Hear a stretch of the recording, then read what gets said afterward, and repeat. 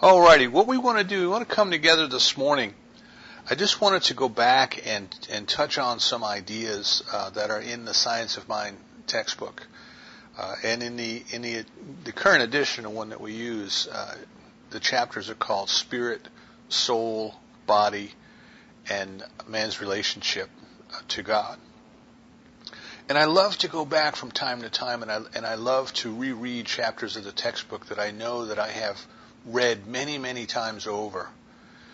Because as I grow, as my consciousness grows, as my understanding grows, as my experience of the divine grows, each time I read words that I have read over and over and over again, something brand new jumps out at me. Something that was always there, but I just never quite saw it before. I never appreciated it before. So I truly love to go back from time to time and just take chapters and read them again over and over. And I encourage each and every one of you to do the same. Just from time to time, pull the textbook out off of your shelf and flip through it. Find a chapter that seems to speak to you and read through it. And then let it lead you. See where those ideas lead you, because typically one idea leads to another, leads to another, leads to another, and we follow a thread of ideas instead of starting at the beginning and working our way through the end. We might start at chapter 3, and then that leads us to chapter 27, and back and forth as we follow different threads of ideas, and we get what we need at that moment in the manner that is appropriate for us by following the thread, by following our consciousness. Now, Dr. Holmes, this edition of the textbook that we're using was actually revised. I think it was 1936. It might have been 38, but it was revised at that time. And a lady named Adams, I think it was Maud Adams, actually did the majority of the work. And it is different than the first edition of the Science of Mind textbook, which was published in 1926. Now, that edition of the textbook is in the public domain. It is out on the internet. If you search for Science of Mind 1926, you will very likely find a PDF file of the book somewhere. It's out there for free, so if you find somebody selling it, don't pay anything for it, because it's free. It's in the public domain. What people do is they take the free things and then they repackage them and they try to charge for them. And if you can't find it, just shoot me an email and I'll send you a link to it. I have a link. But the 1926 version of the textbook was interesting because it was a series of lessons, and it was a series of lessons based on metaphysical charts that Ernest Holmes had developed for the teaching. Now, these charts still exist. They're in the back of the 1936 textbook. You can find them there.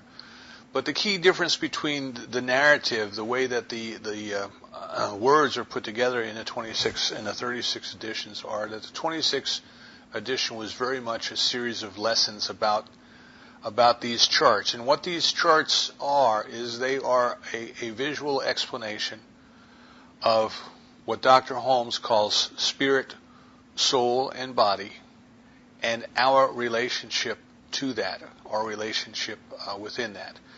So I realize most folks are listening on the telephone, and so it would be hard for me to show you a picture over the phone, and it's an easy visual to get. Just think of a circle and draw two horizontal lines across the circle so that it is divided into three parts of equal height. And the very top part, that would be spirit. The middle part, that would be soul. And the bottom part, that would be body. And then what you want to imagine is a big letter V, like for victory, drawn on top of that circle so that it comes down from spirit, it passes through soul, it goes down into body, and then you hit the bottom of the letter V, and then a line starts back up and it goes through body and it goes through soul and it goes back up to spirit. Now, those of you who have been in religious science for some time will recognize that symbol, that many religious science churches use that symbol as a logo or on their letterhead and somehow a sign on their building. And some of them have gotten very, very creative with it. They have taken it, and the V has become a seagull, and the top is the blue sky, and the middle is the brown earth, and then the bottom is the sea. But that symbol Ernest Holmes drew as a way of symbolizing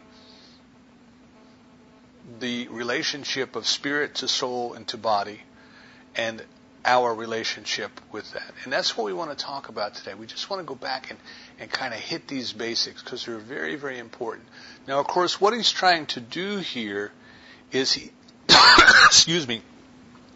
is trying to give us a handle, is the best way that I can put it, trying to give us a handle on how to get some type of an understanding of what God is and what God does. If you remember, the first 4 chapters of the textbook are the thing itself, the way it works, what it does, and how to use it.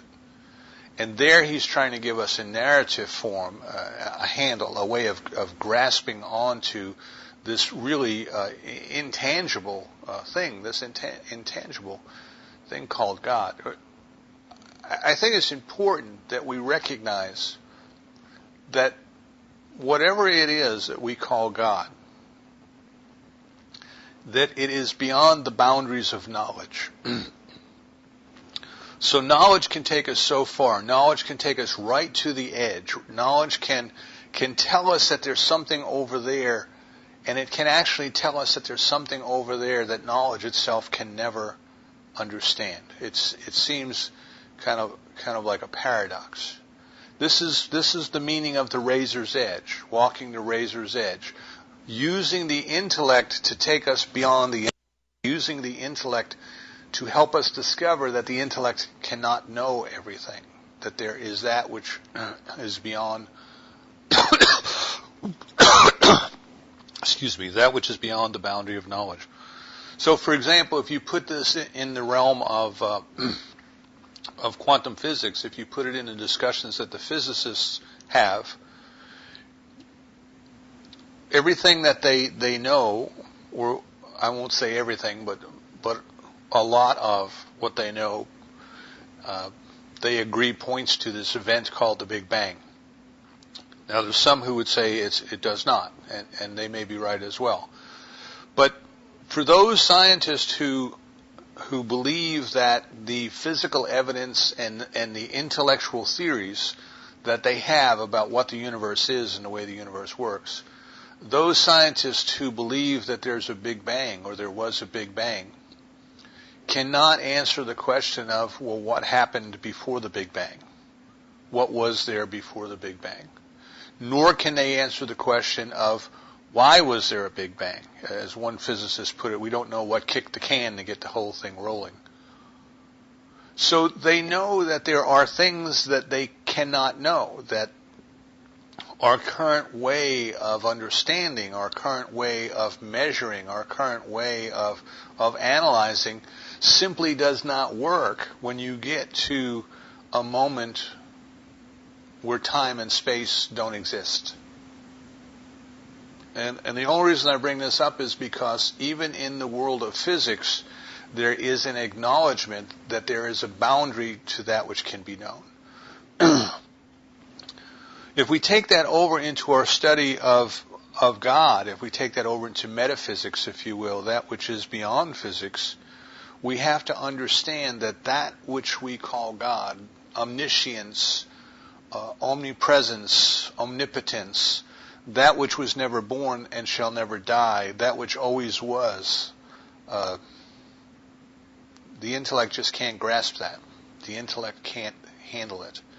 It is beyond the boundaries of what we can know through analysis, through logic, through reason. We will never be able to know all of what it is.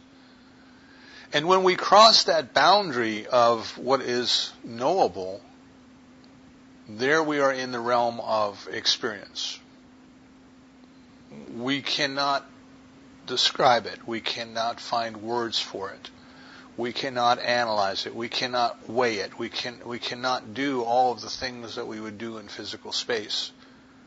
But we can experience it. We can have the experience of the presence of God.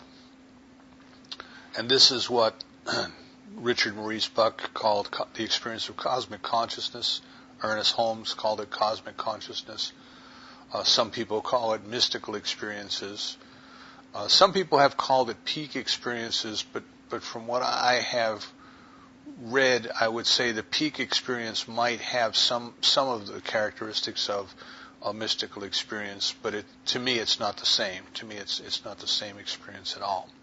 Now all I'm trying to do here is to make the point that how do you begin to explore that which is beyond, that which you know at the very onset is beyond your ability to understand? How do you start? How do you even begin? You know, where is the handle? How can you attach a handle? If you've ever seen people move plate glass windows, it's hard to get a hold of them. Of course, they're so smooth, and they have suction cups, and it's a handle with a suction cup on each end. And they put the suction cups on the window, and they flip the little lever to make the suction tight. And then they can grasp that which is not graspable by itself. Then they've got a handle that they can grab onto that plate glass window, and they can move it. So we as human beings, when we begin to ask these deep questions in life, you know, who am I? Why am I here? Where am I going? What is the very nature of the universe? What is the very nature of this thing that we would call God? We have to have a starting place. And each religion might have a different starting place. Dr. Holmes gave us a starting place of let's explore the concepts of spirit, of soul, of body.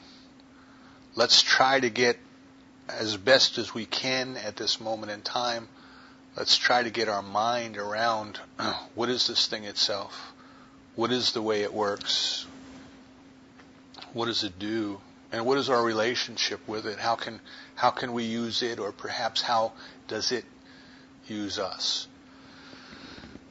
We want to keep in mind that we're not talking about three different things. It's kind of like the Trinity in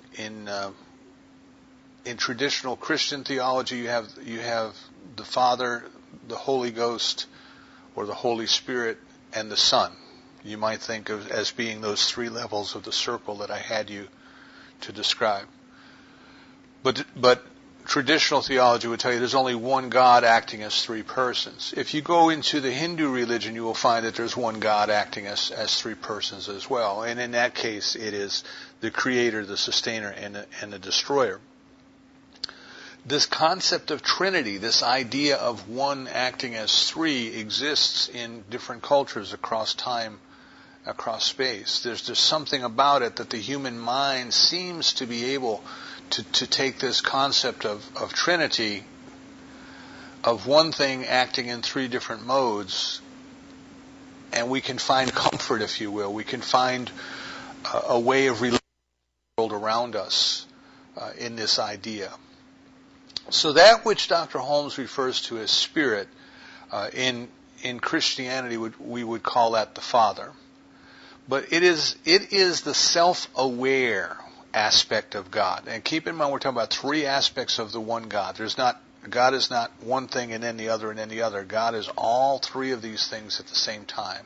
The divine is all three of these at the same time. It's like water, ice, and steam. You know, you can have all three kind of at the same time, three different expressions of the one element of water. So that which we call spirit is that the self-aware, the self-awareness. It knows and it knows that it knows. And it is and it knows that it is. And really at the highest level, that's pretty much all we can say about God. That is the I am. The I am. Remember I told you in the ancient times the highest name for God was the I am. And there were many names for God because people look at God, as I said, and they put different handles on God, different ways of understanding. Is God love? Yes. Is God peace? Yes. Is God harmony? Yes. Is God all of those at the same time? Yes. So each person, like the four blind men with the elephant, each person kind of has a little piece that they're holding on to and they're trying to describe, and yet none of us None of us has the ability to see the whole thing. So this is why I am is the highest name for God. Because anything else that you would say about God, God is love, God is peace, God is harmony, anything else kind of limits God and tends to our human minds to divide. If I say I am me, then I'm not you. If I say I am me, then I'm not a chair and I'm not a table.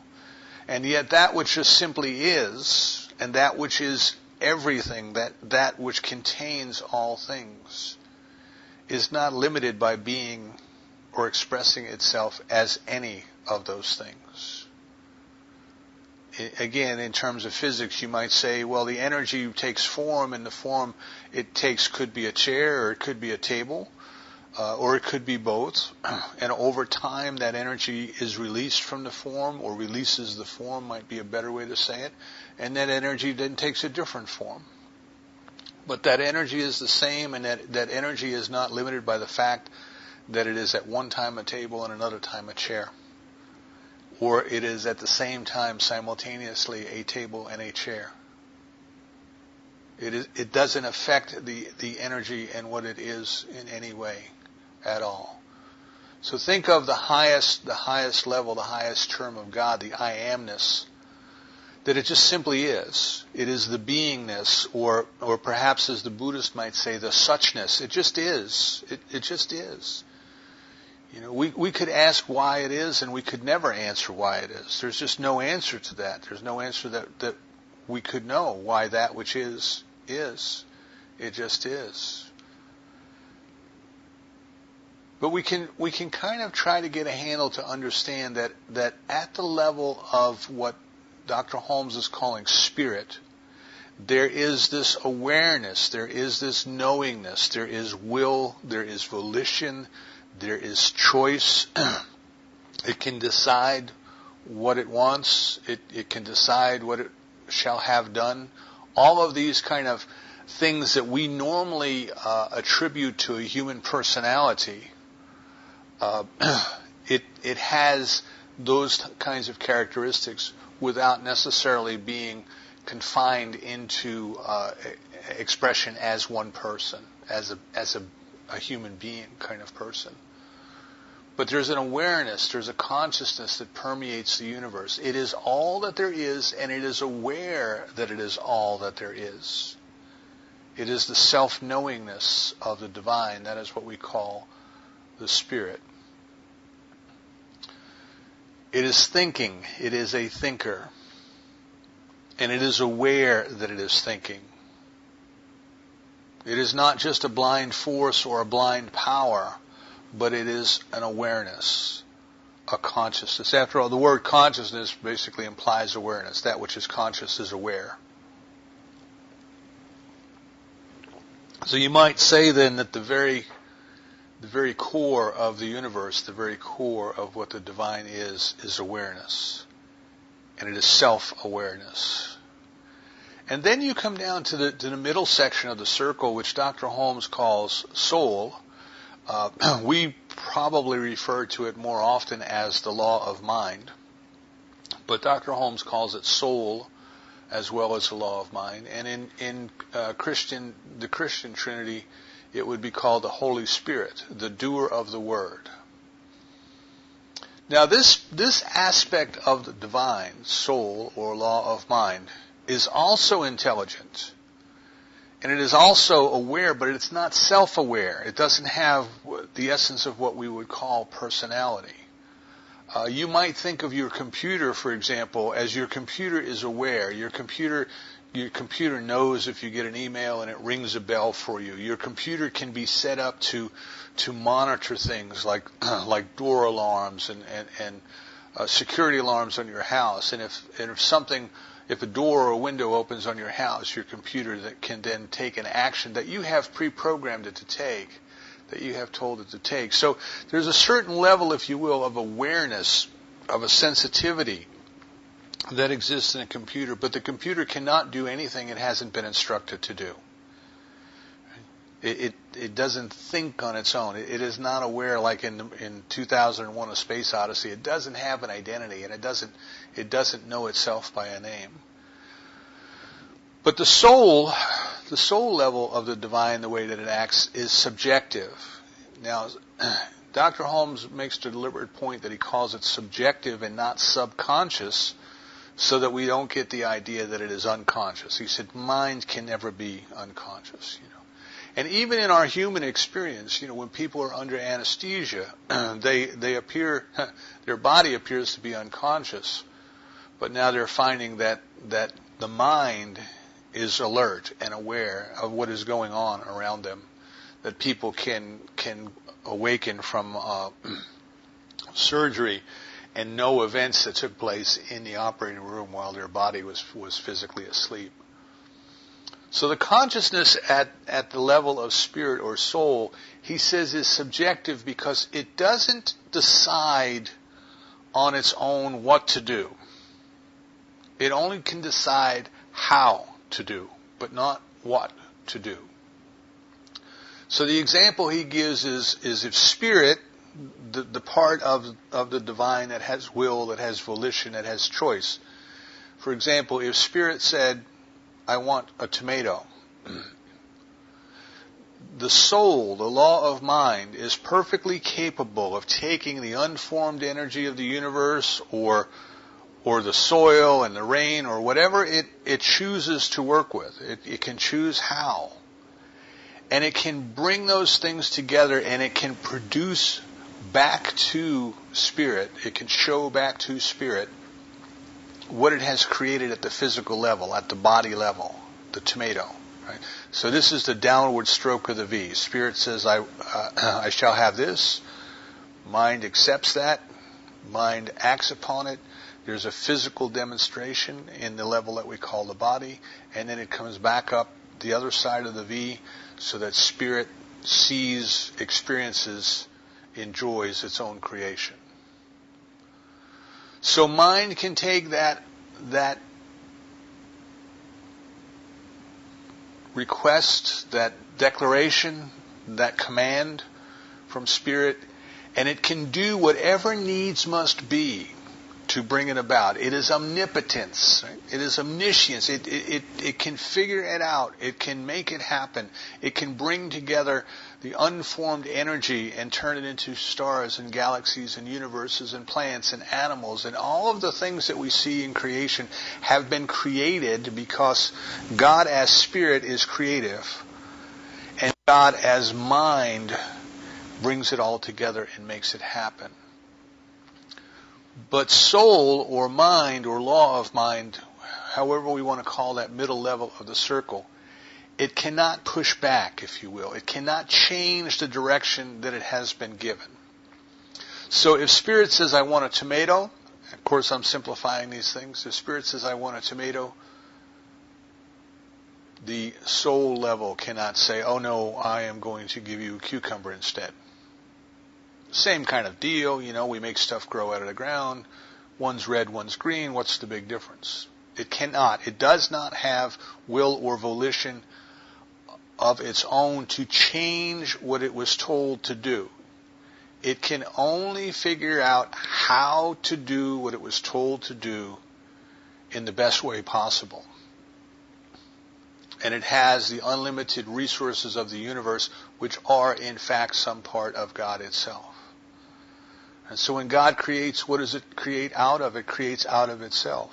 How does it create? Its creation is an act of will or volition. It decides what it will have, and it turns that decision as a command, is for lack of a better term, as a thought, from our point of view, as a clear mental equivalent of what it would have. It turns that over to the soul, and the soul knows what to do to bring it about. And then we have the body. We have the actual physical demonstration. We have the unformed energy of the universe coming together and taking a specific form that exists in time and in space and is animated, but not by its own cause. This is very important. You'll often hear me say, the fundamental question that we have to answer in life is, did consciousness create matter? Or did matter create consciousness?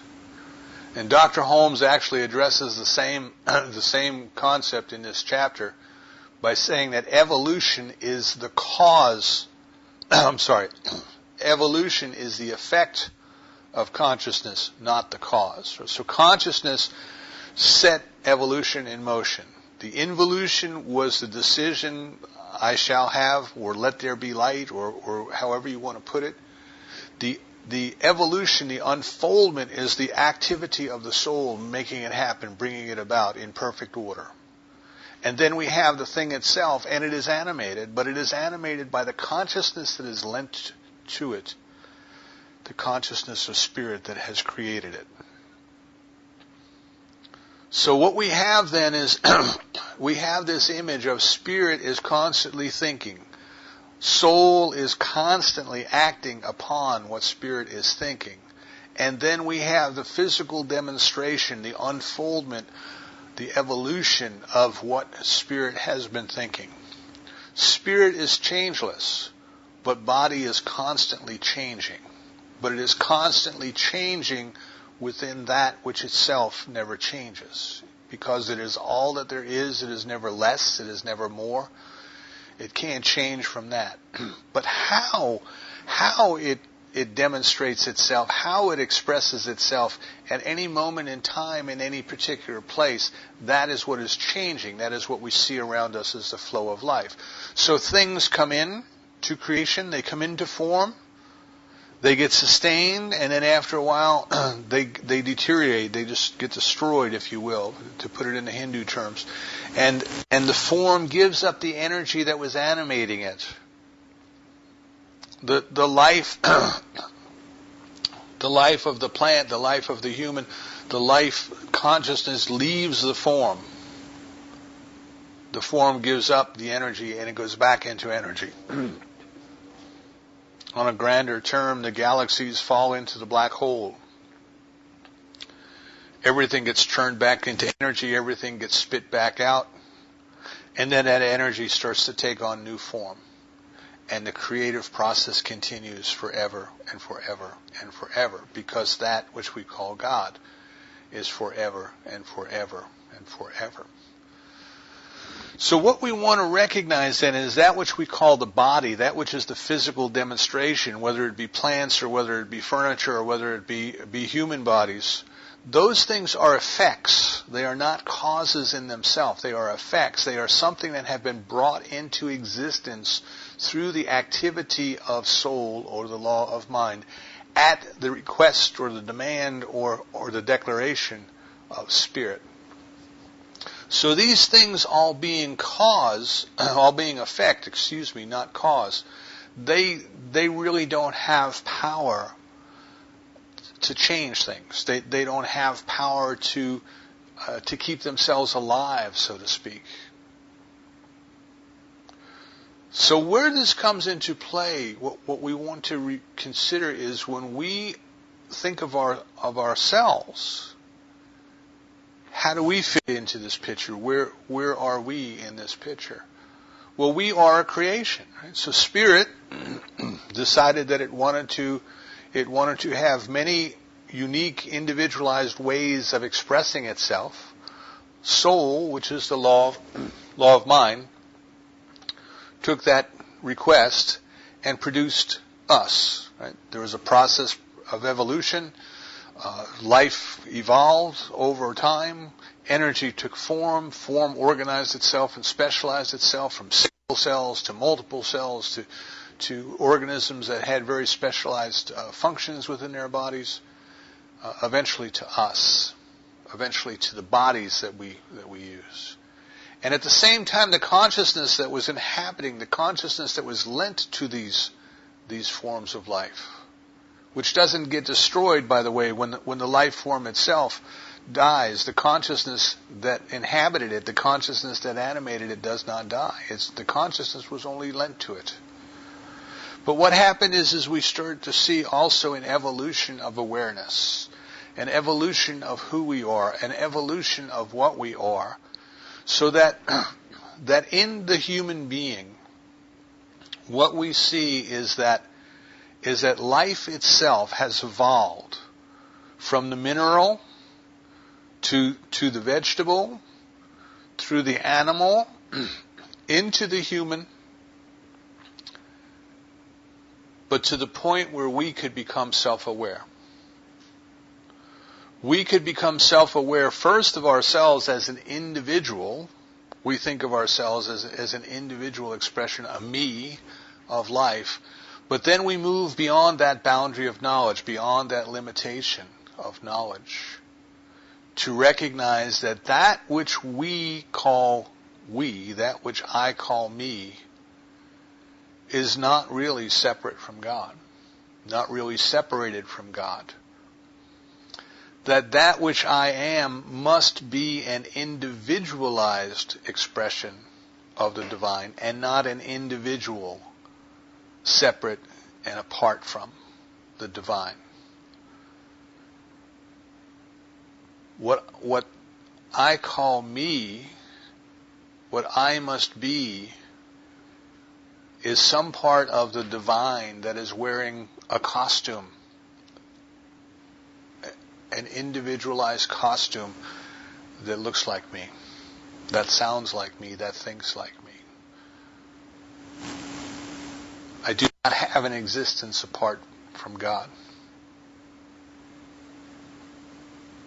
So we have the divine expressing itself through me,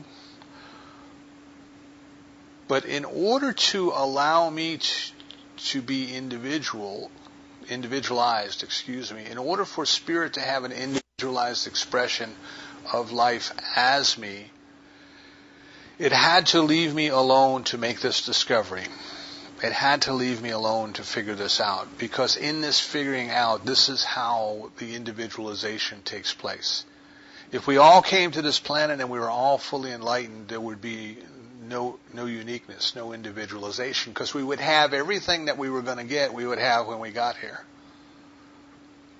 And the way that it works now is we have everything when we get here, but we don't know it. And we are in the process of discovering it every day. We're in the process of exploring it and experiencing it, in the process of living it every day.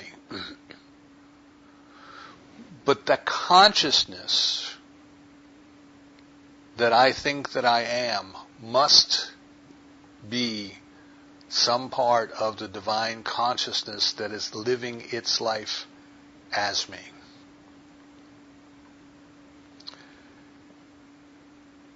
This kind of clears up the old saying of that we are created in the image and the likeness according to the very nature of the divine. It is us. It is us. Now that's not to say that I am God, because I could never be God. I am an expression of God. I am a creation of God. But everything that I am, everything that I think I am, everything that I have, is some part of the divine. Just as everything that a wave is some part of the ocean. Everything that I am is some part of the divine. In the process of figuring that out, I am in the process of exploring and discovering that. So if we take this idea that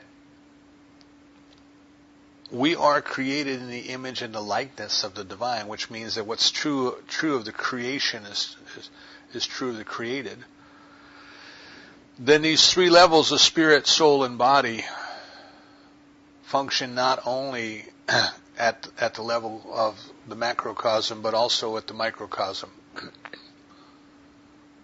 So within us, within each and every one of us, there is that part of self-knowingness that we would call spirit. We have will, we have volition, we can choose, we can decide. We are aware, and we are aware that we are aware. Within each and every one of us, there is that which we would call soul, the subjective part, the law of mind part. There is a part of us, we call it my subjective mind, but Dr. Holmes says it's only that part of subjective mind that is reacting to us. In other words, subjective mind is everywhere. And there's not my subjective mind and your subjective mind. There's just subjective mind. So there's part of us that is connected to universal subjective mind. Maybe Jung would call it race consciousness. There's a part of us that's connected at the universal level. And because when spirit speaks its word, soul or law of mind responds, that is true at the level of my personal existence as it is true at the level of the divine. Because I am the divine expressing itself as me to my current level of understanding of that. And then the body is, the demonstration is not only my physical body and the health of my physical body, but it is all of the physical things in my life. It is the health of the finances. It is the health of relationships. It is the health of our love life. It is the health of our service and of our creativity and of our finding a way to give of the very life that has been given through us, but to give and to be of service to the spirit of humankind. And all of these things, all of these circumstances in our lives, and we have to recognize are effect. They are not cause. They are effect. And it is our use of spirit. It is our thinking. It is our deciding. It is our believing. See, the divine, when the divine thinks, it cannot doubt itself. It is all that there is. It has no reason to doubt itself. It doesn't even know what doubt is. But we, because we had to learn, we can do something God can't do. We can doubt. So when we believe in our hearts, without doubt, when we believe in our hearts that it is so, then the soul, the law of mind, has a very, very clear image with which to work and to go about its business and to bring about the physical demonstrations in our lives. You see, but we have grown up in a very materialistic world, a world that believes that matter created consciousness, a world that believes that all of these things are somehow not part of the same. They're disconnected, and it's just somehow they work together. I would look at the birds and the bees and the flowers, and I would say that they are two individualized expressions of the same consciousness, and because they are created out of the same consciousness, they can work together in perfect harmony. I mean, think of the cow. There was ancient cults in Egypt worshipped the cow because the cow was such a miraculous animal to them. The cow can eat grass, a tiny blade of grass, and this huge cow can live on it. How could the cow live off the grass if the cow and the grass were not somehow two of the same thing? If the cow dies and its body decomposes, the corpse turns into grass. Grass becomes the cow. The cow's body becomes grass. These people would think about this and say, "Wow, isn't that amazing?" The cow eats the grass, and the grass becomes milk, and the milk becomes a calf, or the milk becomes a human being. And how could this be if we were not all some part of the same? And everything that we see is an individualized expression of the divine life, appearing as it should be, appearing as that expression of harmony that it is.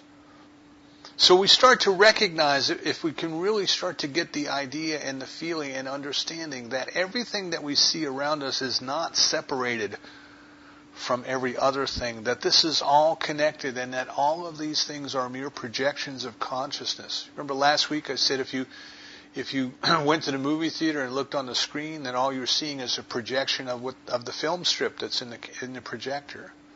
All of these things that we are seeing are projections of the consciousness that lends itself to them, the consciousness that created them. And we start to recognize then, if we wish to have a different experience in life, that rather than going out and working in effect, which we can do that. And we've done it for tens of thousands of years as human beings. But wouldn't it be better if we learned to go back and work in cause? Wouldn't it be better if we learned to go back and sense our unity with Spirit and our complete knowingness and our complete oneness, and then allow whatever needs must be to come into existence through the activity of soul, through the activity of the law of mind? So as we start to grow spiritually, as we start to become aware of what God is and what our relationship with God is, and the fact that the world around us, the physical world around us, is still connected because it is merely the body of God that has been brought into physical manifestation.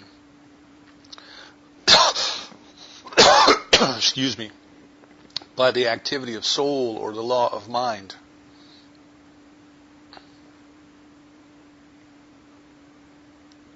That it is the outpicturing of the mental equivalent.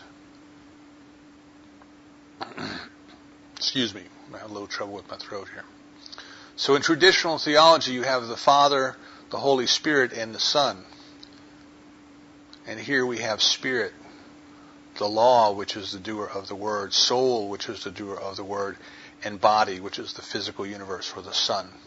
So that which we are seeing as the sun, it is a creation of the Father. It is the creation of the consciousness, which is the Father behind it. So as we become aware of this, it is only natural that we learn through our practice, through our study, through attuning our consciousness, if you will, we start to learn to interact with these things that we once thought were so solid and so real and so unchangeable, that we start to interact with them, and we start to use consciously, we start to use this power of soul, which, by the way, has been responding to us even though we were not consciously using it. It responds to us all the time because it has no choice but to respond to us. So it's not like one day I sit down and I deliberately decide and choose what kind of a day I wish to have, how I wish to express the very love of God this day, and the next day I sit down and I don't do that. It's not like the law just stops working that day that I forgot. It works on my level of belief below my level of consciousness. It works at my subjective level. So as we start to become aware of these things, we become aware of the fact that it only makes sense for us to interact with the soul, to deliberately choose to allow the body of our affairs to change deliberately according to will, according to volition, according to choice. And as we start to recognize that this is an outpicturing of our own spirituality, an outpicturing of our unity with the divine, our desire of the way that we do this is always for the highest good. In other words, I don't have to try to get anything at another's expense because there's enough and plenty to go around. So whatever it is I experience in my life, I want it to come into my life in a manner that is in the highest good of all concerned. And as we do this, we start to move back up that upward stroke of the V. We start to move back through, move out of working in the world of effects, which is the body.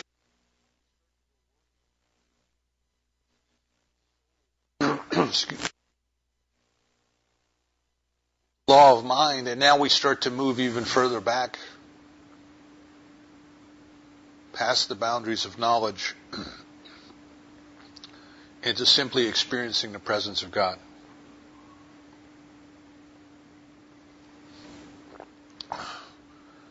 For all of the things that we wish to demonstrate in our lives, we can only do that if we ultimately come back and recognize God as source, substance, and supply. God is the only thing that there is in the universe. And each time we dip into that well of consciousness, each time we go back a little bit closer to the source, to the presence of God, it is like a flame drawing a moth back to it. Eventually, we forget about stuff. We forget about circumstances. We forget about trying to change anything in the world of effect and in the world of body. We forget that there's a law there, and we forget that we have to try to use it because it is just such an innate part of who and what we are that it functions by itself. And then what happens to us is our entire consciousness is simply focused on being in the presence, being in the oneness.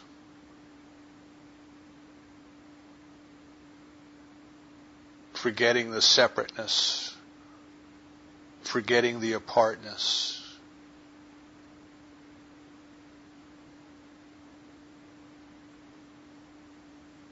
Just being in the love.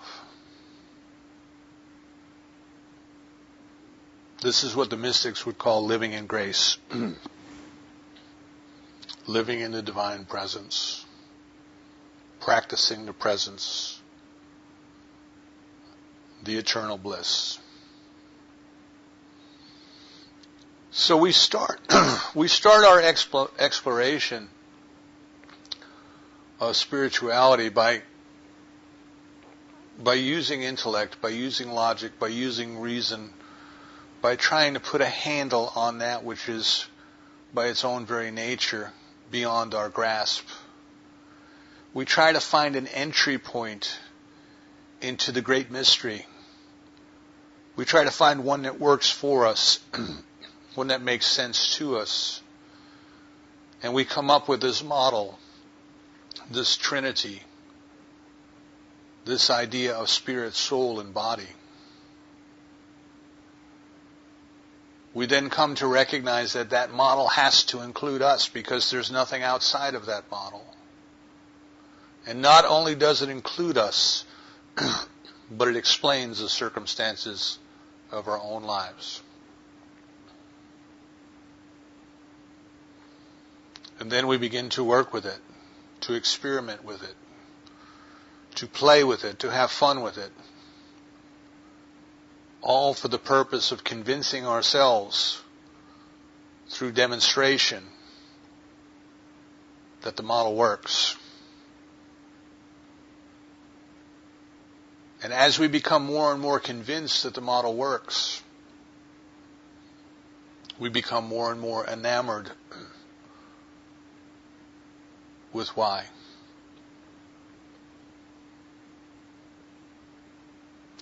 And we have to accept the fact that we'll never know why.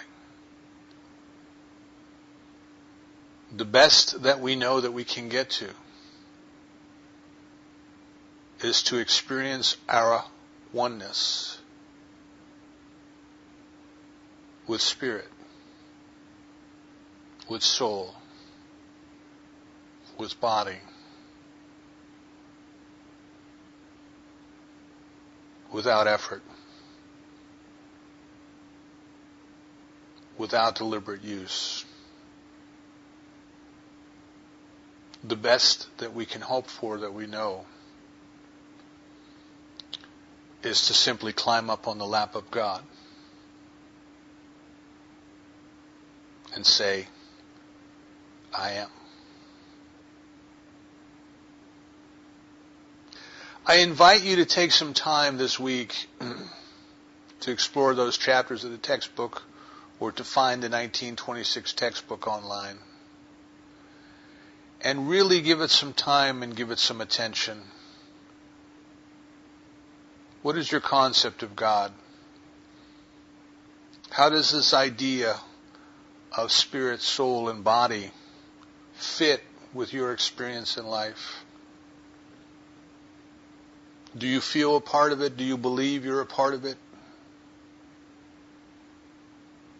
Do you use it? Do you cooperate with it?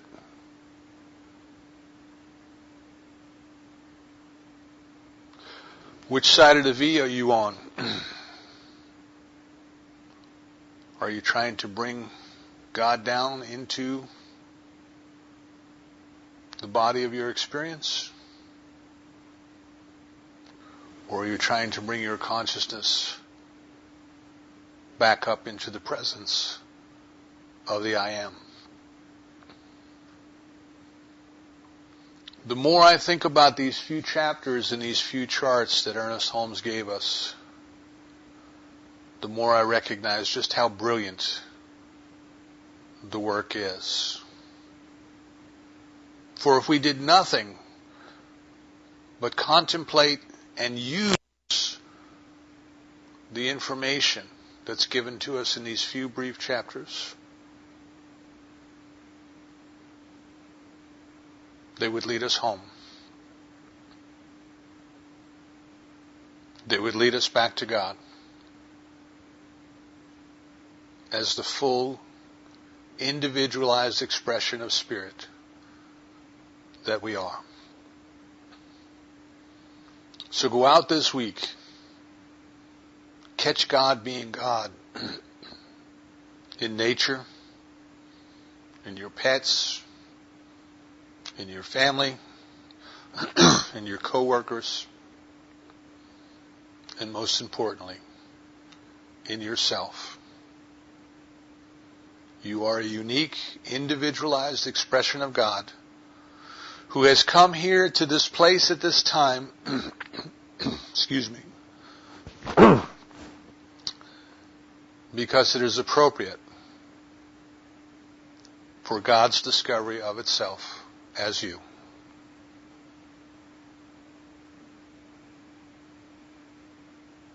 Use this time while you're here. Have fun exploring. And remember that where you're going, your intellect won't go with you, but your love will. And so it is.